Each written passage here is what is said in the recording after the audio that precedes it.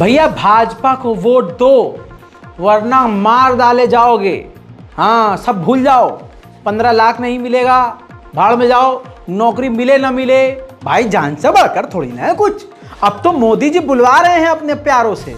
मोदी जी अपने नेताओं को ये बोल रहे हैं कि बोलो, अब कुछ वादा नहीं है करने को, तो ये बोलो कि अगर वादा करके हमारी रैलियों में आके तुमने वोट नहीं दिया, मार डाले जाएंगे, सबको मार दिया जाएगा।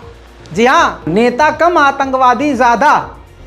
और जो हुजूर पाक सल्लल्लाहु अलैहि वसल्लम को गालियां बककर हमेशा सांप्रदायिक दंगे फैलाने की दिन रात कोशिश करता है, वो नेता टी राजा रैली के अंदर ये साफ बोलता नजर आया कि मैं इसी दिमाग का हूं, ये चुनाव मौत और जिंदगी का है।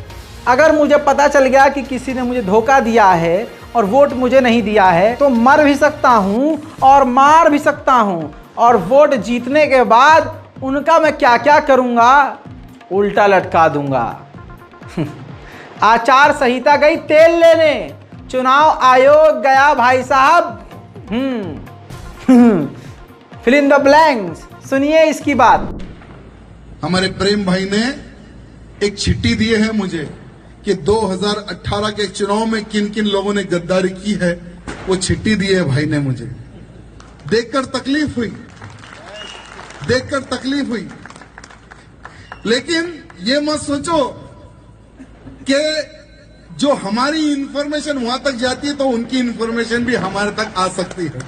तो ये चुनाव में भी हमने पूरी पकड़बंद करके रखी है वहां पर कि कौन कहां से किधर फोन कर रहा है, कौन नेताजी नगर से बाहर जा रहा है, कौन जामबाग से किस गली से किस घर में जा रहा है, कौन किस होटल में बैठ रहा है। इलेक्शन के बाद उल्टा लटका दूंगा, बड़ी बात नहीं बोल रहा हूं।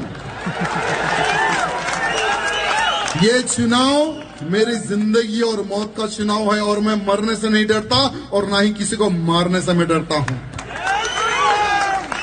सोच समझकर कोई भी भाई गद्दारी करना, क्योंकि मेरे दुश्मनी बहुत महंगी पड़ेगी।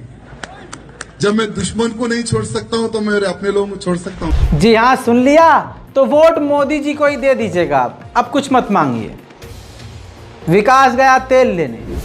उधर उद्धव ठाकरे ने अलग जो बात कही है वो भी समझ लीजिए। उद्धव ठाकरे कहते हैं कि चुनाव में धर्म का इस्तेमाल करने पर मेरे पिता पर बैन लगाया गया, लेकिन यह बीजेपी राम मंदिर का इस्तेमाल कर रही है और चुनाव आयोग चुप है। मुझे तो यह समझ में नहीं आता, इतने बड़े बड़े नेताओं को एक चीज समझ में नहीं आ रही कि चुनाव आयोग, ईडी, क्राइम ब्रांच, सीबीआई, ये सब यहाँ है मोदी जी की। यहाँ कहाँ गई? इसमें हमारा तो कुछ नहीं है, खाली पड़ा है, लेकिन मोदी यहाँ है, समझ नहीं रहे। और आएगा तो मोदी ही, ये क्लियर है। रही बात गोदी मीडिया की, तो गोदी मीडिया क्यों कहा जाता है? आप मीडिया को मीडिया कहते हैं, लानत है फिर भैया आप पे, आपकी सोच पर। वो मीडिया है नहीं, वो भाड़गिरी खा रही है भाई, वो भाड़गिरी खा रही है। ये देख लीजिए, ये हाथ जोड़े जो नतमस्तक हुए हैं मोदी जी के सामने, ये भारत के सबसे टॉप लेवल के पत्रकार हैं।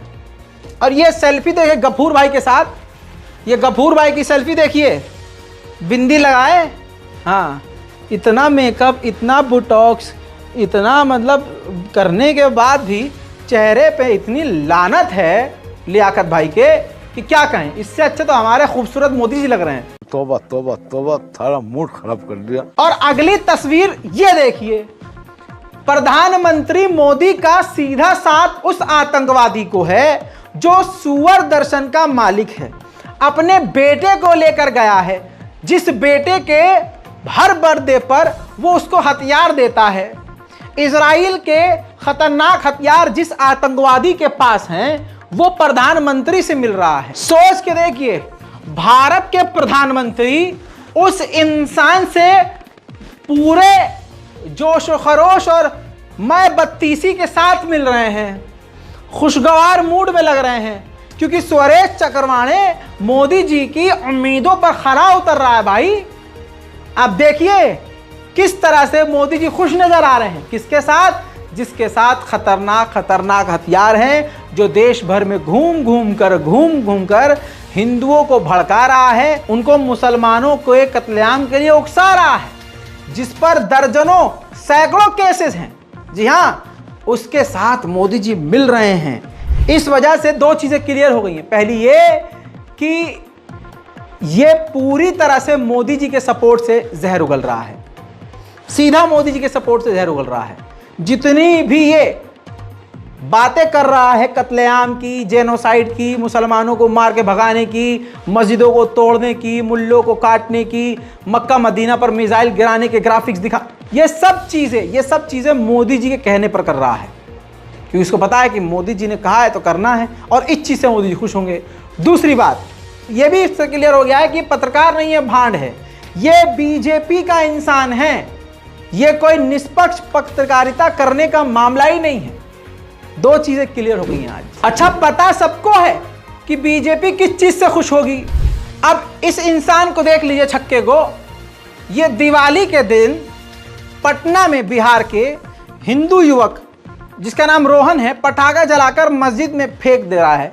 रोहन ने मस्जिद के ऊपर पटाखा जलाकर फेंका और उसको वीडियो बनवाई, क्योंकि रोहन को अच्छे से मालूम था कि कार्रवाई तो होने से रही, गलती से कार्रवाई हो भी गई तो हिंदू समाज और हिंदू नेता उसके बचाव में खड़े हो जाएंगे। तो ये वीडियो सोशल मीडिया पर आग की तरह फैल गई। इसीलिए कहता हूं, मुसलमानों जिंदा हो जाओ, अपने जो जमीर को तुमने मार दिया उसको झकझोर कर जिंदा करो। अगर चैटिंग, फ्लर्टिंग, अय्याशी के लिए, लौंडियाबाजी के लिए आप सोशल मीडिया इस्तेमाल कर रहे हो तो जरा कौम के भी काम आओ। इसको खूब शेयर किया गया, शुक्र है, और यह आग की तरह जब फैली तो पुलिस ने कार्रवाई भी करी। Thank you. सुन लीजिए। एक वीडियो वायरल हुआ था जिसमें एक युवक के द्वारा धार्मिक स्थल पर एक पटाखे पर आग लगा के फेंका जा रहा था। पुलिस के द्वारा जो कार्रवाई की गई है उसमें उस युवक को विधिवत गिरफ्तार कर लिया गया है और उसको माननीय न्यायालय में अग्रसारित किया गया है। उस युवक के द्वारा पूछताछ के क्रम में अपना अपराध भी स्वीकार कर लिया गया है। युवक का नाम निशांत है और ये पटना सिटी एरिया का ही रहने वाला है। उसके सहयोगी जिन्होंने वीडियो को बनाया और प्रसारित किया, उनकी भी पहचान करके गिरफ्तारी के लिए जो है प्रयास किया जा रहा है। आगे भी कार्रवाई की जाएगी। धन्यवाद। रही बात भैया आड़ भक्तों की, तो इनसे आप बहस नहीं कर सकते, क्योंकि इनके हिसाब से तो नासा संस्कृत इस्तेमाल कर रहा है, क्योंकि संस्कृत अलग कोडिंग है। यह होता है जब इंसान को डॉक्टर बोले कि अच्छा प्रोटीन वाला खाना खाओ, और वो बेचारे प्रोटीन गू समझ के खाने लगते हैं कि यार गू में बड़ा प्रोटीन है, तो आदमी ऐसी ही बातें करता है। मैं तो देख के झेल चुका, अब आप भी झेलिए और मजा लीजिए।